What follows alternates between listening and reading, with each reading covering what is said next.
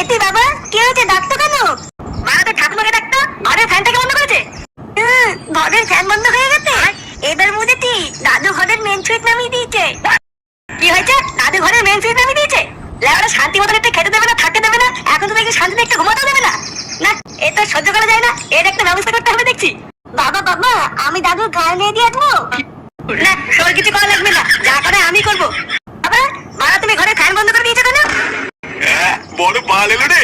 প্রতি মাসে কত করে কারেন্টের বিল আসে সেটা কি জানিস? ওইসব জেনে আমার কি হবে? লেওরা একটু শান্তিতে ঘুমাচ্ছিলাম, পুরো ঘুমটা গায়ে মেরে দিল। চোদনা হরি পিতলের কৌটো। লেওরা 1 টাকা ইনকাম করার ক্ষমতা নেই, শুধু ঘরে বসে বসে গিলবে, আবার বড় বড় কথা। বেরো বাঞ্চোদ এখান থেকে।